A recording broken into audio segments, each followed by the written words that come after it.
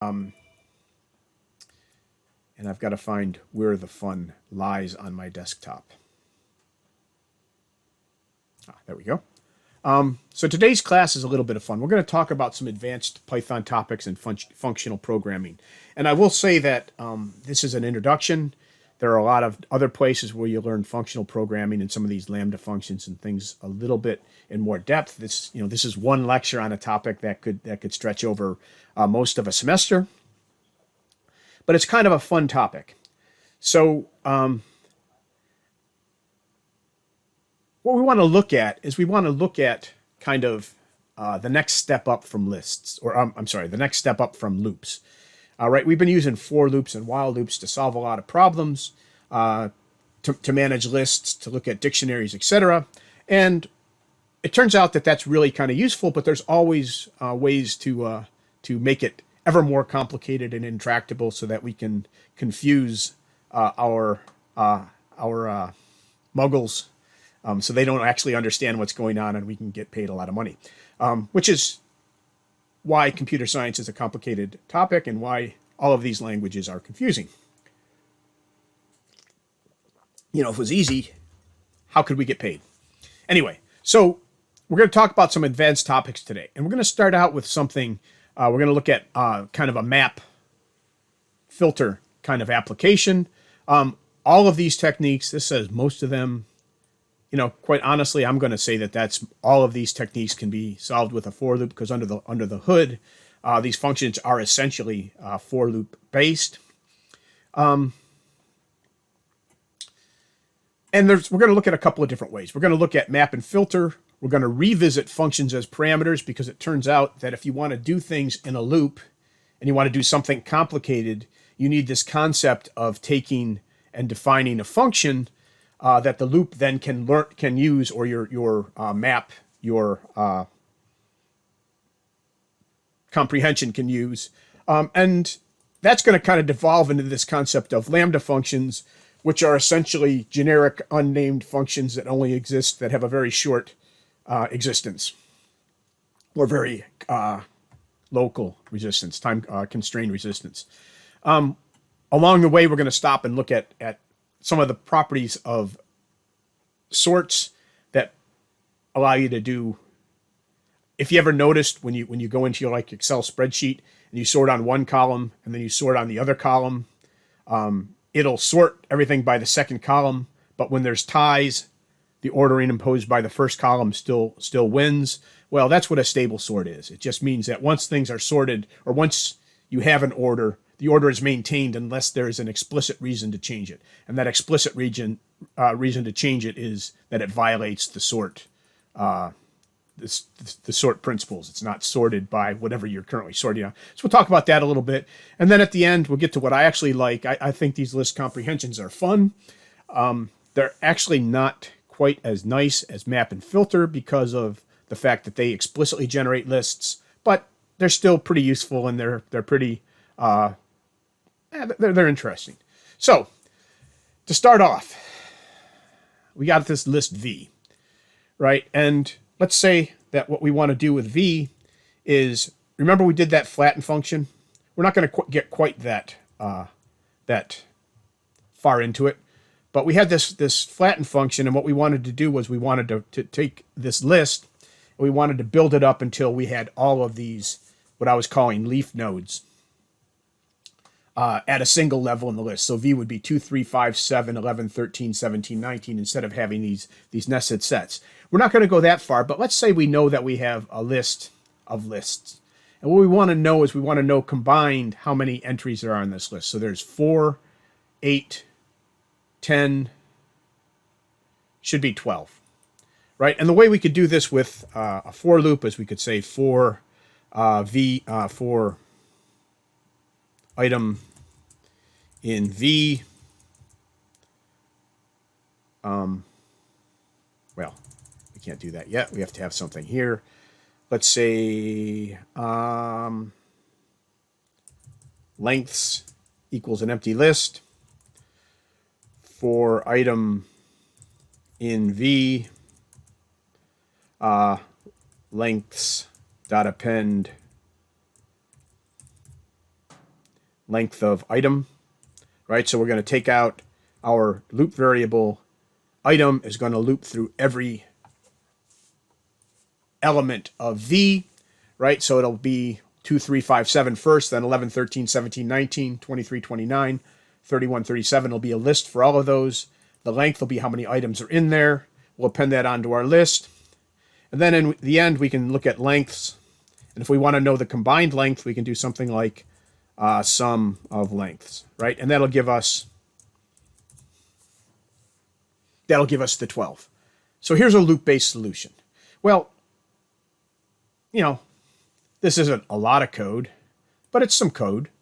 And it spans at least 3 lines, 4 if you want to throw the sum on there. We want to look at ways to make this smaller. There is no lab this week. They won't be held. No lab sessions will be held at all. We will hold a review on Thursday. You keep posted for whether there will be a keep posted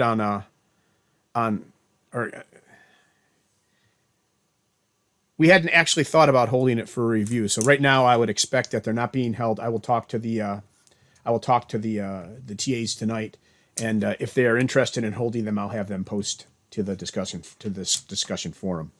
But we will be holding a review. Both Professor Mushtak and I will be holding reviews on Thursday.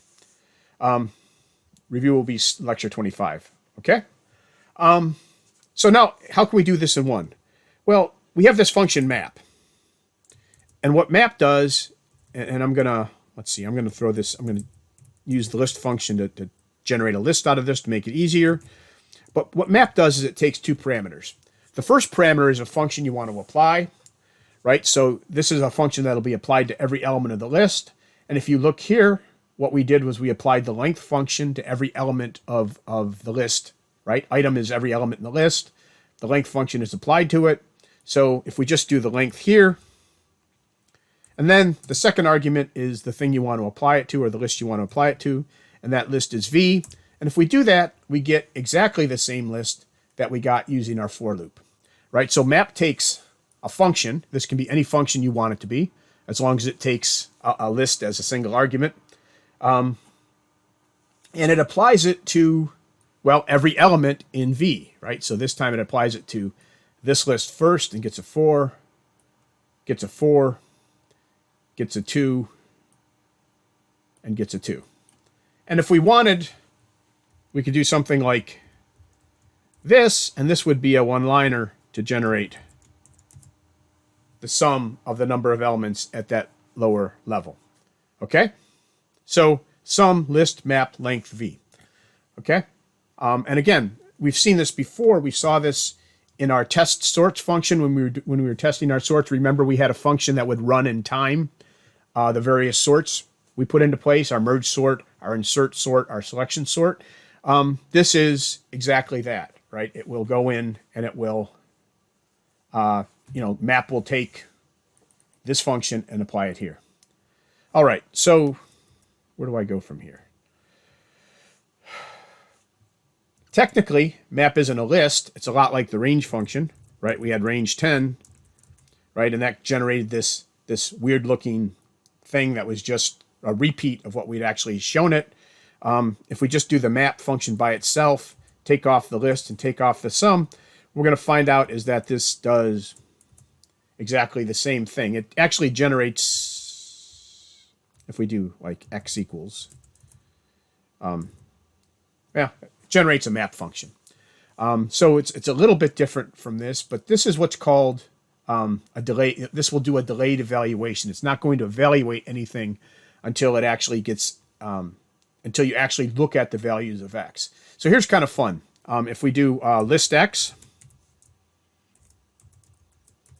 right? X is 4422. If we do list x again, well, we've already exhausted all the elements in x. So now x is the empty set, right? So that's something to be careful of when you're actually using these functions and assigning things like maps to variables. Is maps only work once, then you have to re-up them. So if we do this, it'll always come out because we always re-execute the map function itself. Okay. The cool thing about this is map is technically something called an iterator function or an iterator class. It produces values in sequence, one after the other, by applying the function, right? The first, this length thing, to whatever it's given. This is essentially the definition of what an iterator class is. And if we apply the list function to it, the list function will go through and pull out every element in that iterator and create it into the list. And X exists, right? So X is still here, even after we do this other thing, right? And now we do X, X, list, X, X, list X, okay? So X still exists. It's just that the iterator has run to the end. And yes, this would be a good thing to know for the finals. Okay. And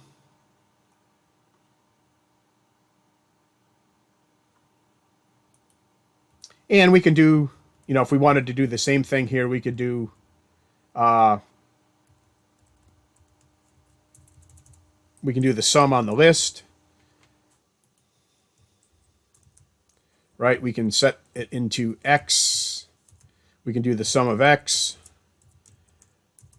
which, by the way, leaves X in an empty state again. So the sum of X again should be 0 after you've gotten it the first time.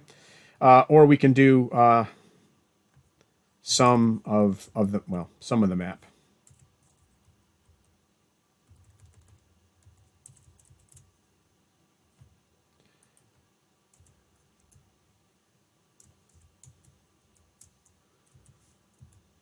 Okay, so we can do all of those actually work.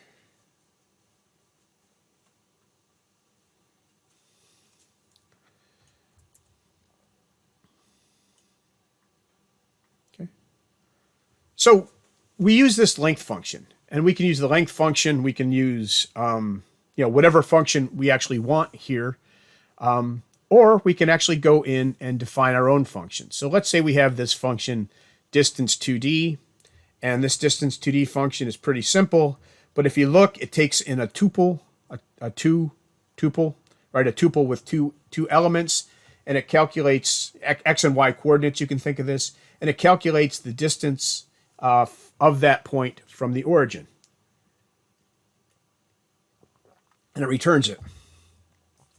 So if we start here with our dist 2D, let's start with a set of points. I'm going to steal that too because I'm too lazy to type it.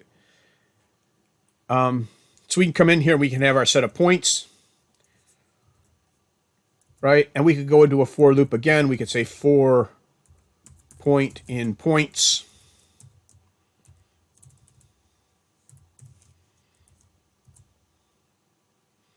We'll just print it this time, dist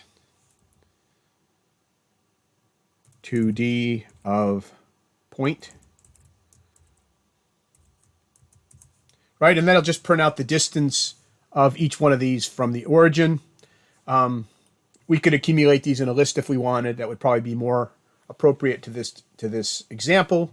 But we can go through a loop, and we know how to handle the return value from this function. And the important thing is this function takes a tuple, and points is a list of tuples. So it's going to go through each tuple in points, and it's going to provide it to this dist2d function, and dist2d function is going to return a value, right? And that's what we're going to use for our list. So we can do this in a map, right? We can do something like list map. The function now is dist2d, right? It's not the length function. This is the function we want to apply to each element of the list, and followed by the points thing. And that gives us a list of the distances from the origin for these 4 X and Y coordinates.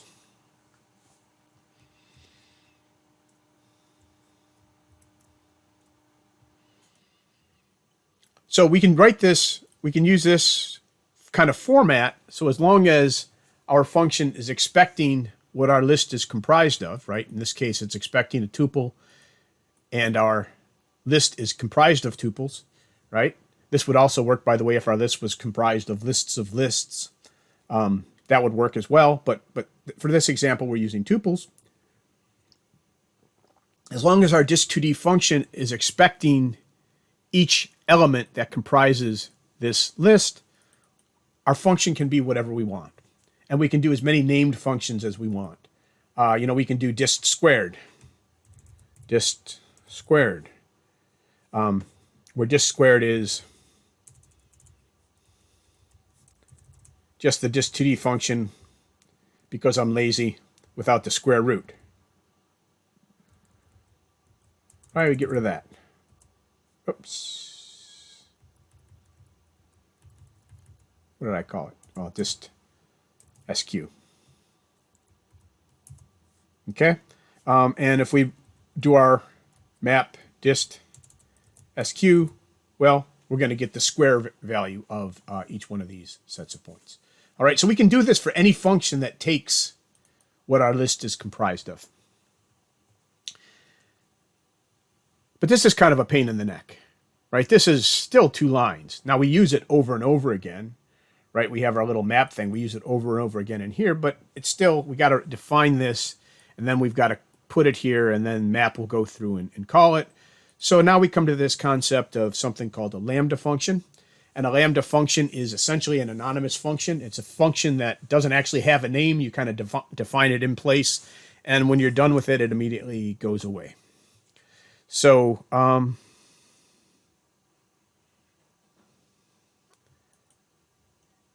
the question here is, doing map only works once before you have to reinstate it. Yeah, you got to be careful with map. You do need to be careful with it. That's one of the things. That's why I showed you that, because I didn't show that the first time I taught this, and people are coming back to me and saying my list is disappeared. You can walk to the end of it, right? But once you get to the end of it, it's over. It's gone. It goes away. If you create a list out of it, that list exists. The interesting thing, though, is that if you don't explicitly create a list, map may never create a list. So there's a big memory savings, right? So if you have like 10 million entries and you want to apply a function to it, right, this hasn't changed our points array, our points list. Right, nothing we've done so far has changed our points list. So if we had this points list that was 10 million elements, and we want to calculate the distance for each one of them, right, if we use the map, if we did this list map, that's going to create another list of 10 million elements. But if we just do this, it's only going to generate one element at a time as we need it, right? So if we say, x equals map dist q points, or if we, use this in an expression, this is only going to generate one value at a time as we need it, as opposed to generating all the values and putting it into a list. So it can be a big savings in memory and potentially time. All right, so before I got sidetracked, we say that someplace in here. But it's one of the things that I find really interesting about this function. All right, so we're on a lambda function, and what we want to do is we want to take a lambda function to square the first four values. So we can do something like map. We put this into a list. Yeah. Okay, so let's do the list thingy. Right. So the map is the map function, and now what we need is a function here. But I told you we didn't want to create a function. We just want to do a lambda function. So that uses this keyword lambda and then a parameter list. So in this case, we're only going to have one parameter, lambda x. The colon says this is the end of the definition phase, right? Just like when we have this def up here, right? The colon says that's the end of the definition phase, right? We don't have a def here. We have a lambda instead, and we don't have a name, right? We don't have dist q. We just have the function. We type in what we want the function to return. In this case, we want to return x squared. We'll put in our comma to denote the end of the return value, right? And now, what do we want to... The next thing we need is a list, right? Map takes a function. In this case, the function is a lambda, and it takes a list. And now we can give it a list, 1, 2, 3, 4. Boom, boom, boom, boom. Right? And that should return 1, 4, 9, 16, which is the square. Right? So it's just applying this function. Right? Our single parameter is x, and it's applying it to this list of values. Okay? And we can do this. Hi. Lambda tells it you're defining a lambda function, right? Just like def tells it you're defining a regular function, right? So it's a keyword that says this is going to be a lambda function, an anonymous unnamed function. No, it's a good question. Okay.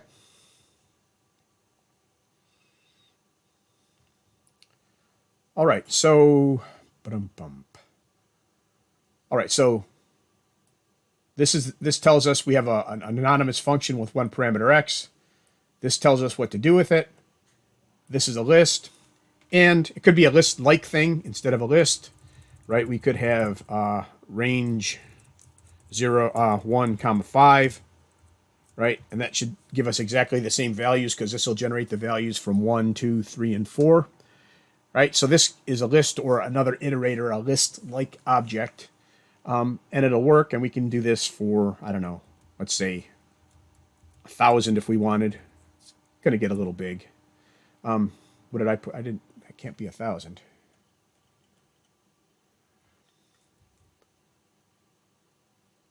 Oh, yeah, it's squared. Never mind. This should be 1,001. There we go. Okay, that looks better. I was expecting a nice round number at the end here, and it wasn't. All right. Let's see. Where? All right. So, and we can get more complicated, right? If we wanted to, we could implement the dist2d function. I'm going to grab this one so I don't have to type it in because I'm getting lazy. So the dist2d function is going to take, right? What we want to calculate here is the maximum.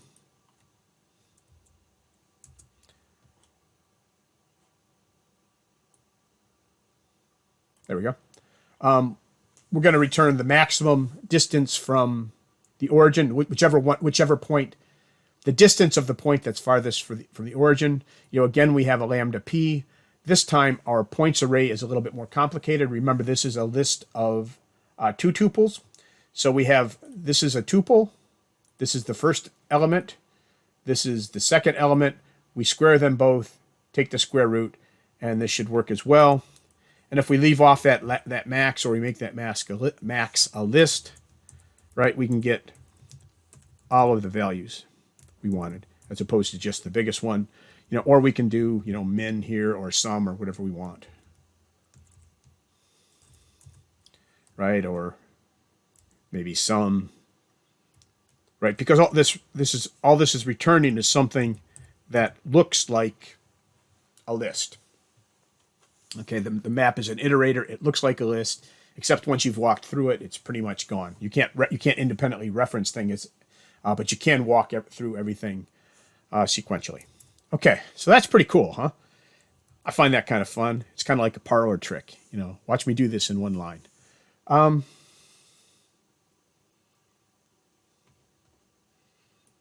This should be in bold or something because this is an important thing.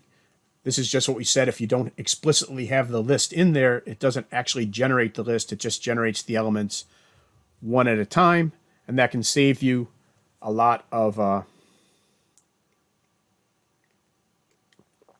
time and money, a lot of memory. Sorry, and lambdas were some of the original concepts for programming. They're kind of making a reappearance now. As we try to simplify some of these list structures and things. Max defined. So let's start from a fresh problem. We have this points thing. And what we want to find out is, what do we want to find out? Map a lambda function in max to find the maximum x coordinate in a list of points. So we want to find out what is the maximum x coordinate in this list of points. So if we look at this, it's kind of a simple thing, right? The maximum of x seems to be this 8, right? x6, x8, x7, 5, 4, 4, 7, right? So we actually want to return the value 8 for this. So let's write our map first. So we have our map. We need a function for our map. And what we want to do with our function is we want to take in a point P, and we want to return, if we're going to look for the maximum x value, what we want to return is the x value. So here's a way to take and only use one item, one element from a tuple, right? You just take in the tuple as your parameter, and then you return one of the values as the return value from the function. That should finish our function, and now we want to do our points thing. That's the points we want to apply it to. And now we want the maximum x value, so we'll have to come in here at the front, and we'll have to throw in a max. And this lambda should, given a tuple, should return the x value. Points is all of the points we want to look at. Map makes sure that this gets applied to all of them, and the result is this list-like thing. And then max should pull out the biggest one, which should be, indeed, is our 8. Okay. Cool.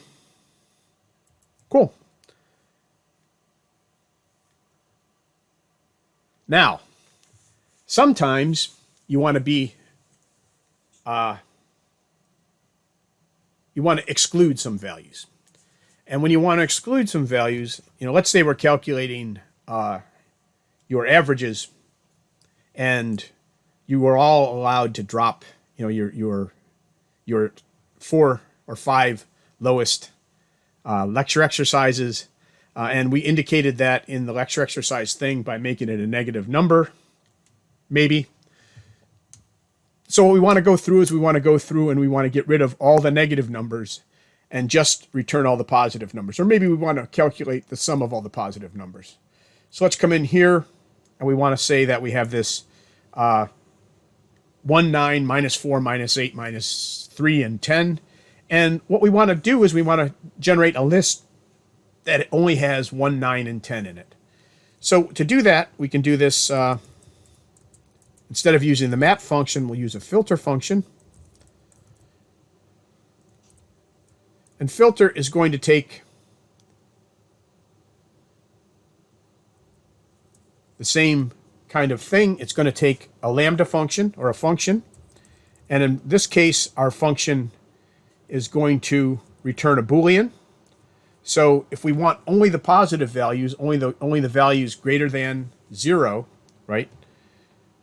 We will return the Boolean x greater than 0. So we're going to say for every element in V, if V is greater than 0, if the element is greater than 0, return true, otherwise return false, right? It'll say 1 greater than 0, true, return true. 9 greater than 0, true, return true.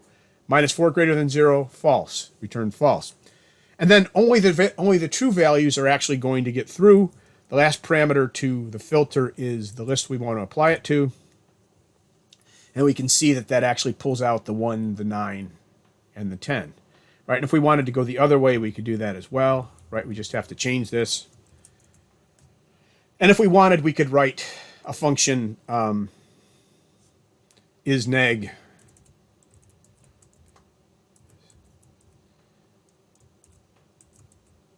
that return x less than 0, I guess. Right? If we didn't want to use a lambda function here, we could always do isNeg. Although I didn't practice this one, so we'll see if this actually works. All right? Okay, so filter works kind of the same way, except it has kind of the same mechanism. We give it a function, we give it a list or a list-like object, and it returns true or false from the function. And if true is returned, this value gets pulled into the list. If true is not returned, if false is returned instead, then we just ignore that value when building up our list. Boom, boom, boom. Right? So if we want, let's say we want all the non-negative values summed up, right? We can come back to our x greater than 0, and we could pop this in as a sum. And if we had 10 million entries, we would still only generate one at a time. So this would save us a lot of memory again. It doesn't return a list of Booleans. If the value true is returned, then the value that generated the true is included in the output list. And the reason for this is going to be pretty obvious in a few seconds here. After you do the first lecture exercises. Do we have time for that? Yeah, we have a couple of minutes. Well,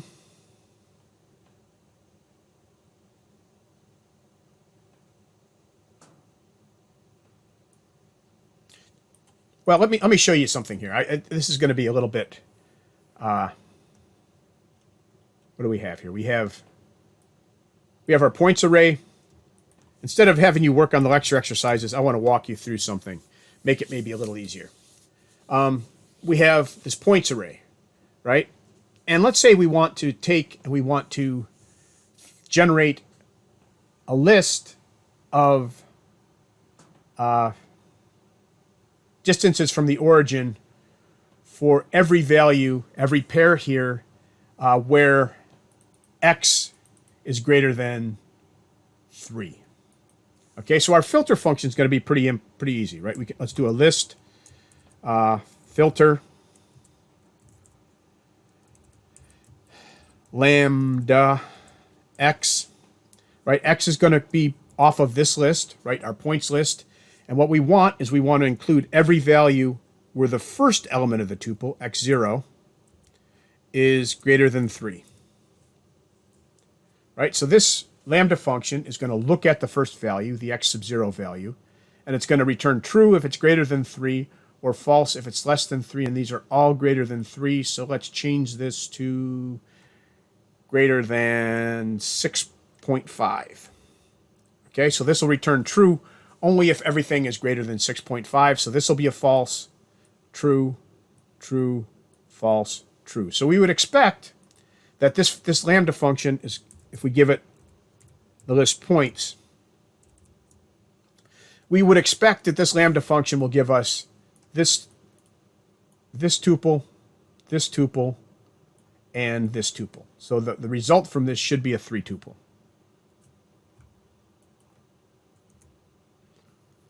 Right? Just as forecast. So now let's say we want the distance from the origin for each one of these, right? We have our dist2d function.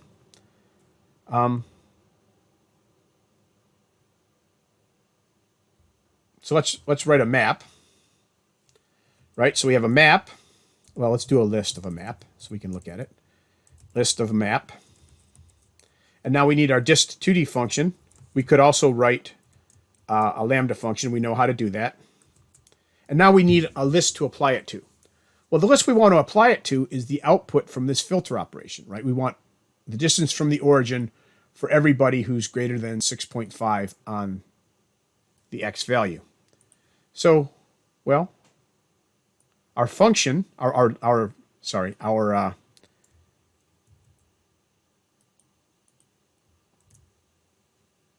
this returns something that looks like a list. So we can use this as input to our map, and this should actually give us 3 values representing the distance of this from the origin, the distance from this of this from the origin, and the distance of this from the origin.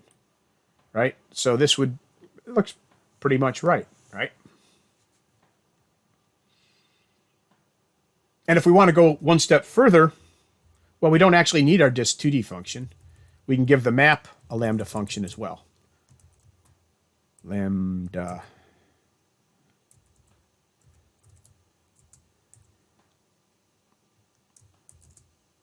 And what we want to return here is let's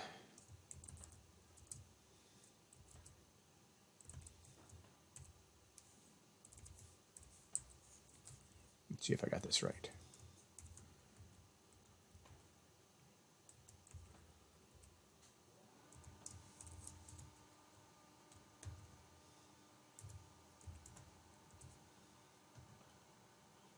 Okay, so now we've just replaced this dist2d function with a lambda function 2. And actually, we don't need these. I don't know if that'll make it look better or not. That parenthesization isn't necessary. The outer one is. Okay, so now we have a map function that takes a lambda function to calculate distance, and then as the input list takes the output of a filter function. And that should give us exactly the same values as using our dist2d function. Okay, this is essentially, and I think, instead of using the list operator, we could throw a min or a max out on this as well, or a sum, right? And this is essentially what exercise 2 is asking you to do. Pull something together that looks like this, figuratively. All right. So that's kind of map and filter. And map and filter go together to allow us to do these types of operations. The beauty of them is they don't actually generate a list, which means that, if we have a lot of data, they can be very efficient memory-wise.